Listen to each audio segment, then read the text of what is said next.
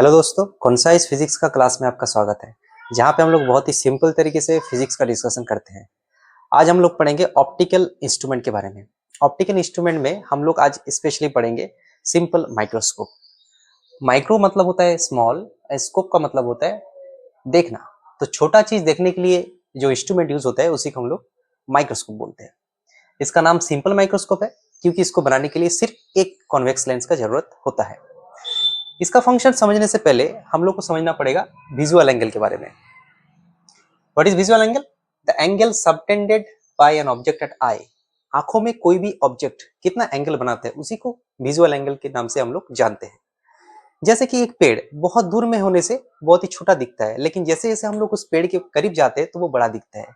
पेड़ का जो रियल साइज है वो तो सेम है, लेकिन उसका जो एपरेंट साइज है, जो आंखों को फील हो रहा है, वो डिस्टेंस वाइज चेंज होता रहता है। इसलिए कोई भी चीज को बड़ा करके देखना है तो हम लोग पास लाते हैं और उसको दूर लेके जाने से वो रिलेटिवली छोटा दिखता है। यानी यहाँ पे हम लोग थोड़ा सा ध्यान से देखेंगे तो पता चलेगा कि जितना पास आएंगे उसका विजुअल एंगल बढ़ जाता है और जितना दूर जाएंगे उसका विजुअल एंगल कम हो जाता है। यहाँ पे एक ऑब्जेक्ट ए भी है, अल्फा विजुअल एंगल बना रहा है। इसी ऑब्जेक्ट को थोड़ा सा दूर में रखने से बीटा रिलेटिवली छोटा एंगल बना रहे हैं। यानी कोई भी चीज बड़ा कब दिखता है? जब उसका विजुअल एंगल बड़ा होता है। और छोटा कब दिखता है? जब उसका विजुअल एंगल छोटा होता है। और विजुअल एंगल बढ़ाने का तरीका क्या होता है? चीजों को जितना हो सकते हैं पास हम लोग को लाना है। अब देखते हैं कि एक आई का नॉर्मल आई का रेंज क्या होता है। तो नॉर्मल आई का रेंज होता है 25 सेंटीमीटर टू इन्फिनिटी। मतलब किसी भी चीज को कंफर्टेबली अगर देखना है तो उसको 25 सेंटीमीटर से इन्फिनिटी के बीच में किसी भी जगह में हम लोग को रखना पड़ेगा। 25 से नीचे हम लोग नहीं रख सकते। उसके नीचे अगर हम लोग रखेंगे तो आई में डिस्कम्फर्ट होगा। इसीलिए कंफर्टेबली देखना है तो मिनिमम डी डिस्टेंस में रखना पड़ेगा। What is capital D? Capital D एक सिंबल है, उसका बराबर कितना होता है? 25 सेंटीमीटर। उसको हम लोग बोलते हैं LDDV, list distance of distinct vision. किसी भी चीज को क्लियरली देखने के लिए इतना दूरी में मिनिमम रखना जरूरी होता है। तो कोई भी चीज को अगर हम लोग को बड़ा करके देखना है तो हम लोग को विजुअल एंगल बढ़ाना पड़ता है। लेकिन विजुअल एंगल मैक्सिमम कितना कर सकते हैं हम लोग? मैक्सिमम हम लोग डी में रखते हुए कर सकते हैं, क्योंकि उससे करीब तो हम लोग कोई भी चीज को नहीं देख सकते, क्योंकि उसमें डिस्कम्फर्ट होगा। तो हम लोग कोई भी छोटा चीज को देखने के लिए क्या करना पड़ेगा? उसका विजुअल एंगल बनाना पड़ेगा और हम लोग उसको पास लेके आएंगे। और मैक्सिमम कहां तक लेके आ सकते हैं? डी तक ला सकते हैं।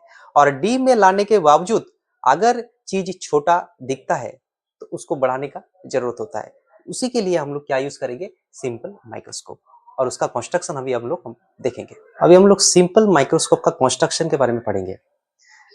यहाँ पे एक ऑब्जेक्ट है ए बी, जो कि डी डिस्टेंस में रखा हुआ है और वहां पे कितना एंगल बनाया है? कितना visual angle? Alpha visual angle बनाया है। हम लोग को पता है कि सबसे मैक्सिमम विजुअल एंगल कब बनेगा? जब हम लोग उसको ज्यादा से ज्यादा पास लाएंगे, और सबसे ज्यादा पास हम लोग डी तक ला सकते हैं। इसीलिए हम लोग डी में रखते हुए उस चीज को देख रहे हैं। लेकिन ये छोटा चीज है तो डी में रखते हुए भी ये बहुत ही छोटा दिख रहा है। तो हम लोग को क्या करना है? डी में इसी चीज का एक बड़ा वर्जन देखना है।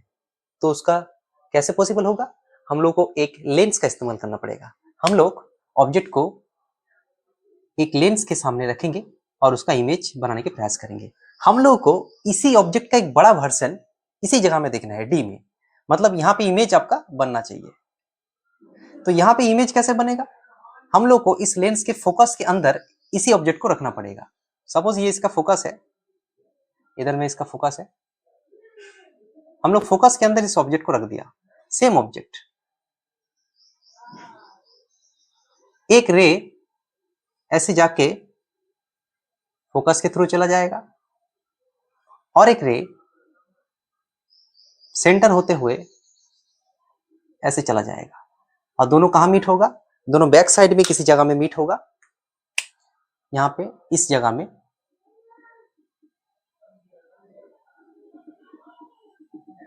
एक इमेज बनेगा। इस इमेज का हम लोग नाम दे देते हैं ए डैश बी डैश, और यहां पे नाम देते A B.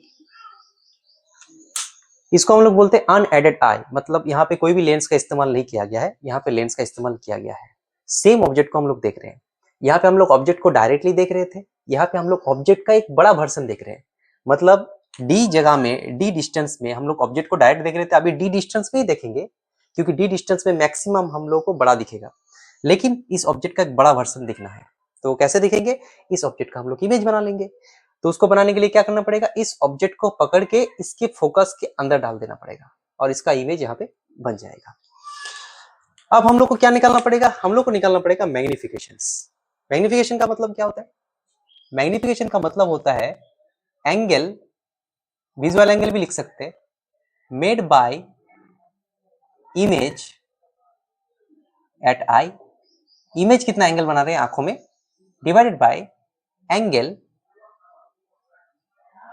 Made by object at eye. यहां पे और एक वर्ड जुड़ना है, when it is at LDDV। ये वाला बात क्यों लिखा? क्योंकि इसी जगह में मैक्सिमम विजुअल एंगल मिलता है। तो ये तो हमें मिल ही रहा था, लेकिन हमें और ज्यादा चाहिए विजुअल एंगल, तो क्या करेंगे? हमको लेंस का सहारा लेना पड़ेगा। तो यहाँ पे क्या लिखेंगे? That is equals to beta by alpha. Image कितना एंगल बना रहे हैं, बाय ऑब्जेक्ट कितना एंगल बना रहे हैं। तो इसको हम लोग tan beta by tan alpha भी लिख सकते हैं, क्योंकि एंगल्स जब छोटा होता है तो हम लोग tan थीटा की जगह में थीटा लिख सकते हैं, और एंगल्स छोटा ही होगा क्योंकि ऑब्जेक्ट काफी छोटा है। तो ये वाला एंगल्स क्या है हमारे लिए? बीटा है। ये जो इमेज है कितना एंगल बना रहे हैं? बीटा। ऑब्जेक्ट कितना एंगल बना रहा था? अल्फा। तो tan बीटा कितना हो जाएगा? tan बीटा मतलब हम लोग छोटा ट्रायंगल का इस्तेमाल कर सकते हैं। tan बीटा कैलकुलेट करने के लिए हम लोग इस बड़ा ट्रायंगल का भी इस्तेमाल कर सकते हैं, छोटा का भी कर सकते हैं, लेकिन छोटा का करने से आसान रहेगा। तो क्या हो जाएगा? tan बीटा बराबर हो जाएगा AB अपॉन AO। इसको हम लोग ऑप्टिकल सेंटर O नाम देते थे, divided by tan alpha. tan alpha मतलब ऑब्जेक्ट कितना एंगल बना रहा था जब वो यहाँ पे था। ऑब्जेक्ट कहाँ पे था पहले? ऑब्जेक्ट हमारा इस जगह में था पहले, तब लेंस नहीं था, सिर्फ डायरेक्ट आंखों में देख रहा था, तब अल्फा एंगल बना रहा था। इसका कुछ नाम दे देते C। तो क्या क्या हो जाएगा यहाँ पे? A dash C upon A dash O। तो यहाँ पे हम लोग देख सकते हैं AB और A डैश C दोनों बराबर है, क्योंकि यही वाला ऑब्जेक्ट पहले यहाँ पे था, अभी यहाँ पे रखा हुआ है। दोनों कट जाएगा, क्या बचेगा? A dash O by AO। What is A dash O?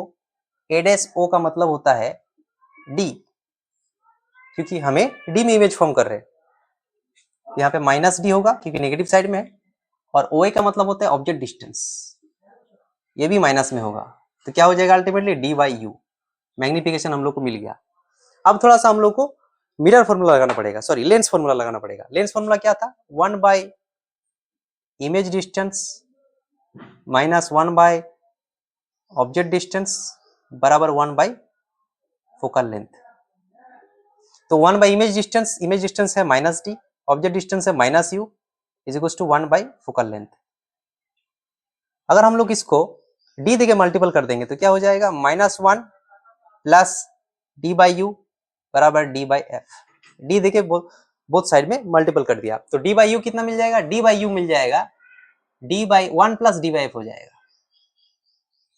इस चीज को अगर हम लोग M में डाल देंगे तो M से क्या मिलेगा हम लोग को? M बराबर होता है D बाई U, और D बाई U का क्या वैल्यू निकाला हम लोग? 1 प्लस D बाई F। तो ये हो गया हमारा फॉर्मूला, मैग्निफिकेशन का फॉर्मूला हम लोग को मिल गया। और ये हम लोग को मैक्सिमम मैग्निफिकेशन मिला, क्योंकि फाइनल इमेज हम लोग D में देख रहे हैं। अगर हम लोग दूर दूर जाते हैं तो रिलेटिवली छोटा इमेज दिखेगा, तो मैग्निफिकेशन इतना नहीं मिल पाया। तो हम लोग जो कैलकुलेट किया वो मैग्निफिकेशन का फॉर्मूला कब है? जब फाइनल इमेज D में फॉर्म हो रहा है, मतलब मैक्सिमम मैग्निफिकेशन इतना मिलेगा। अगर दूर में इमेज फॉर्म करेंगे तो उसी हिसाब से अलग अलग मिलेगा, but this is the maximum possible magnification.